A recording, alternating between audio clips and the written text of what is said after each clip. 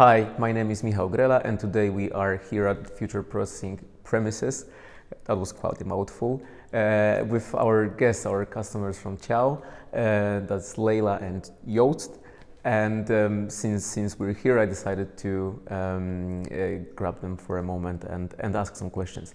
So, how about a brief intro, Leila, Joost? A few words about yourself. Thank you, and first of all, thank you for the warm welcome to Future Processing and to Poland. You're more than welcome. My name is Leila Lunguleac-Bardasuc. I am Head of Partnerships at Connect. My background is in digital transformation and innovation, and my work is around building new business models. I teach new business models also at the European University in Madrid in a Master in Industry 4.0. And happy to be part of the team at Connect. Yeah, so I'm one of the co-founders of the company. I'm also the CEO, and well, delighted to be here and being hosted by such a wonderful team. So thank you for that. And I don't have an IT background. I actually have a commercial background. So I started my life in fast-moving consumer goods as sales, marketing, general management. And so my background is let's say, building companies, transforming companies, and with our digital partners, Jean and Thomas, we're here today to meet and evaluate the projects that we are doing. So Connect is all about business networking, and surely over the last decades it did change a lot. The borders are, at least pre-pandemic, were opened to the extent that it was never known before, and that translated into greater availability and as well the awareness of business networking platforms. What's your take on that? Yeah, you said it in your question. The world of, let's say, business development has changed profoundly. I would say the last 10 years, and you can really see the growth of social media platforms such as LinkedIn has transformed the whole selling process. It used to be that when you're a buyer, for example, you invite a number of potential suppliers, and if they're new to you, you kind of, you make an initial introduction, and then a relationship develops because you learn more about the company, the prices, the ways of working. Now it's the other way around. The actual buyer, the decision maker, so it can be, of course, a decision maker in a B2B environment, they don't need to meet you to know more about you as an individual because they can see your profile on LinkedIn online. They don't need to need more about your company because they see your website. They can see, depending on what sector you are, all kinds of blogs and reviews about your company. So when they invite you, you've already gone through a whole process without you actually knowing it. Yeah. So and that means that the role of social media, the role of digital tools, has complete. They are critical in terms of understanding the business development cycle, and therefore. As a company, as an organization, as a sales organization, you need to adapt. Otherwise, you completely miss the point. Yeah, I couldn't agree with you more. I came across an interesting research recently that around 70 to 75% of the buying cycle actually happens online before even speaking to a salesman. Exactly. And that's a challenging reality to find oneself in as a company, I guess. And then the pandemic even more disrupted the whole processes. How do you see the influence of COVID to business networking? It's definitely been a game changer, and I think that everyone now is more aware of the need to integrate this kind of tools inside their business, inside their way of work. It's not an easy process, but I think that more and more people are trying to, if they don't already have, to acquire the skills that's needed to be able to integrate those tools in order to achieve their objectives. It's going to be a hybrid world. So even after the pandemic, I am sure that we are still going to have a lot of online meetings. We are still going to use a lot of tools, platforms. So maybe we will use them before getting to meetings in person, such as this, and use them to build this kind of relationship. But it all starts online. And because you mentioned before, Just to think about neuromarketing, for instance. They are preparing everything so that you take the decision even without knowing it, what you need. So you see online what you need, what you're thinking of acquiring and of buying. So it's definitely another step. And big brothery. And you already answered my next question. It was supposed to be about the future. You already said that you deem it to be hybrid, and that's also my perception of what's the way it's going to be. I think that although there's a certain level of business development, people who are social animals and are, in the starting blocks to go back to physical events, and that's myself. But there's the hybrid reality coming definitely, and I think that business networking online platforms are definitely a great tool to leverage. So the next question would be, how can business owners or business decision makers or development managers leverage networking platforms such as Connex in order to achieve certain business goals? Yeah, I think the way to leverage that is to understand the process of networking and relationship building. Because when people think about networking, they think about the first start of a process where people get to know each other, people develop a level of affinity with each other, so they like each other, and actually build trust. And this goes for all businesses, but particularly for smaller businesses, which SMEs, which are the backbone of every country's economy.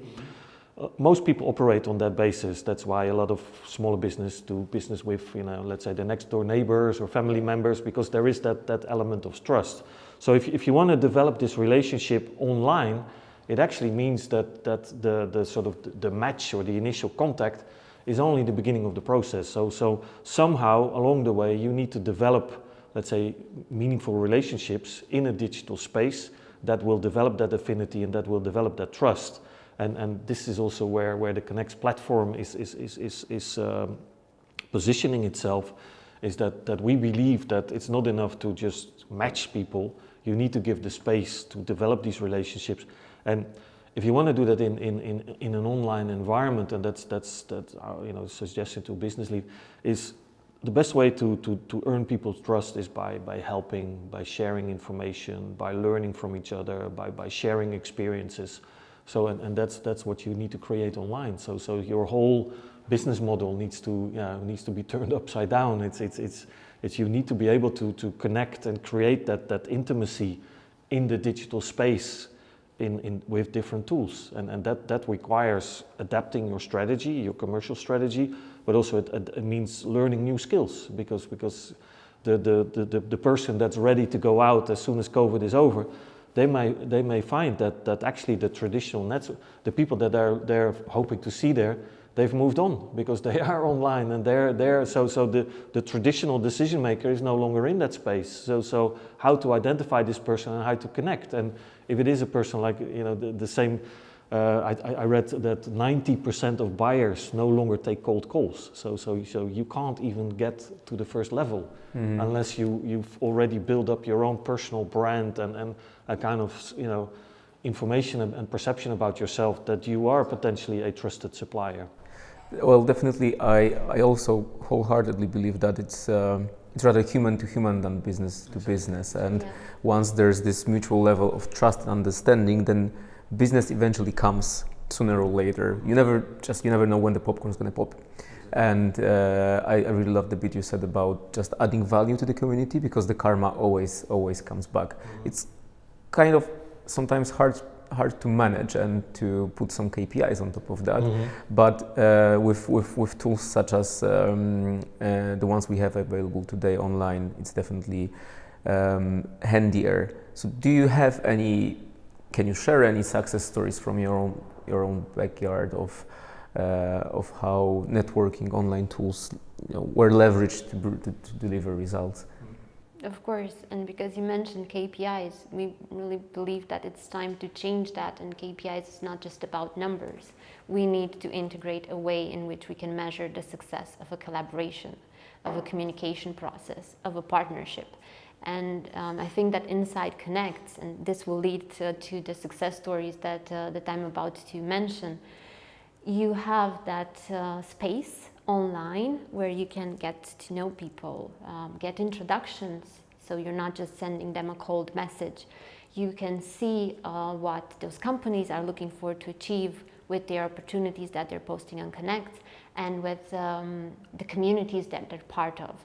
And we see a lot of business getting done inside our communities on Connect, because there you get like-minded people, people that work in the same direction, and it's easier to build on something that is already there and to contact someone that is also a member of the same community. For instance, I have a community around digital transformation and innovation on Connect. We get together every Friday for a virtual coffee with the members of the community. We share ideas around open innovation, digital nomads, how to work together, and we see a lot of business getting done like that, because we have Future Processing, for instance. They've contacted and they've been in touch since then, meeting in the community and inside the Friday coffee with some of our partners, with the Barranquilla Chamber of Commerce, and exchanging ideas and information from the Latin American market, for instance. And a lot of success stories like this, or events, networking events, or just like getting people together. For us, 2 weeks ago, actually, with the Friday Coffee, with a company that was working in AR and virtual reality, put us in touch with an organization that does events around Industry 4.0. And through the Friday Coffee, we acquired our own partner last week. So a lot of stories like that. Story. I think that you like to add some of your own stories. Yeah, one of the most spectacular ones is a success story that would never ever, let's say, happen if it weren't for a digital platform. Is we have one success story where a Colombian company, producer of solar panels, posted an opportunity in the platform, which was picked up by a distributor in Romania that worked together with a distribution partner in the Netherlands, who sold the solar panels to the airport of Aruba, which is an island in the Caribbean Sea off the coast of Colombia. So, and you can just, it's unthinkable that it would never have happened, even though let's say the client and the supplier, they were maybe 200 miles apart. And that's what happens in the digital space. So there's this, of course, you invest in the relationships, but there's also this serendipity that you can't create. You have to be a sort of marathon networker to go around the room and identify all these potential opportunities. That's just impossible. In the right setting, you're not shooting in the dark. Usually, my understanding is that it's a common concern for business people to be afraid of no, and to feel not welcomed and as a cold caller. And here, if the environment, this whole entourage is just friendly and is facilitating this, making a connection, even personal, and only then the professional one, then it's a great way to achieve success. Because, as you mentioned, aside from networking, there's plenty of other tools you can leverage within the tool itself. But I guess it's not that obvious for everyone. So what would be the top mistakes to avoid when being a part or when opening such a platform? What you should not do in the first place? For me, it would be avoid sending the same message to everyone that you copy-paste and you send it in. Take the time to see that person's profile, that company's profile, to see if they're part of different communities, to learn that about them. It's very important. And just to start helping, because... Invest rapport. Exactly. And you see if a message is not addressed to you and it wasn't meant for you. It's just like a message that you copy. Exactly. And you just change that. The text is the same and you keep on sending it. Have you ever came across a mistake, or will be your tip, Joost? Yeah, so one is don't use the Connect platform as a mass marketing tool, like brute force marketing, because that's not what it's designed. So it will have a counter effect. I think that, and this goes with any tool, is don't think it's going to be the magic solution to all of your problems. People that like in the real world, it takes time to develop a relationship. So in the digital world, it's exactly the same. So to think that you can join a platform like Connect or any other platform, LinkedIn, and just take and not give is naive. And so do your homework, but also be prepared that if you contact someone that the person can see from your own personal brand online that this is relevant, so I will respond. But also if you never give back, then people will find out, and then sort of the well dries up. So magic wands don't exist. Exactly. It's foolish to believe that they do. And this give before receive attitude is definitely paying off offline and online as well. Yeah. But it is a challenge in a B2B environment, because this people are so used to, as consumers, even let's say the non-digital natives, anyone can figure out how their iPhone works, and they're expecting this instant everything. And a B2B environment is not like that. You cannot compare it with the consumer. It's not designed like that. It's a lot of the, let's say, the stickiness in consumer apps, they are kind of based on the sort of deep human sort of basics, like, attention and recognition, etc.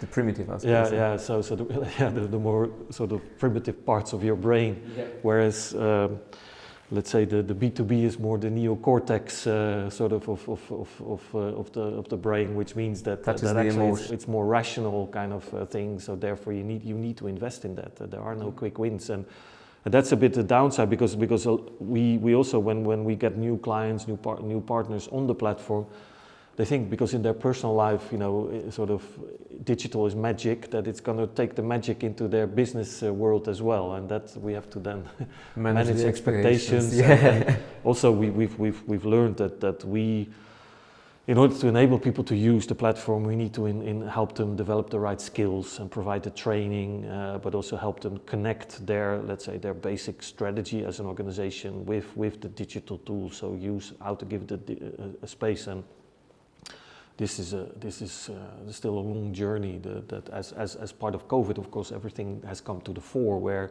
you can just see businesses that are not adapting. They are far more severely impacted by the COVID crisis than let's say the more digitally advanced companies. There's been a lot of research done in the US, but also in the EU, particularly amongst SMEs.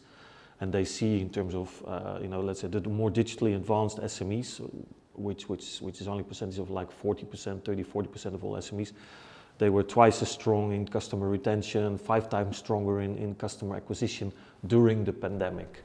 And that's mind-boggling. And of course, that's such strong evidence that using the tools, and we're not talking about blockchain, AI, augment. No, you're talking about the basics. Using the CRM, integrating it into your website, using having your website in order. It's really the basics that are still lacking for many people. Yeah, it's amazing how many companies are still behind. Anything you would like to add on top of it? The main idea would be you have this digital transformation, don't make it your objective. I think that this is where many companies go wrong. They think, no, we're going to digitally transform everything, integrate a lot of tools and so on, but they don't take the time to see, these are just means for me to reach my objective. I need to adapt those tools. Do I need them? How do I use them? How do I make most of the tools that I'm having? And I think that this is where the beauty of Connect comes in, because it gives you different options within the platform, and it's really adaptable to what you're looking for to achieve. So you can invest in different parts. You invest your time in different parts of the platform in order to achieve that.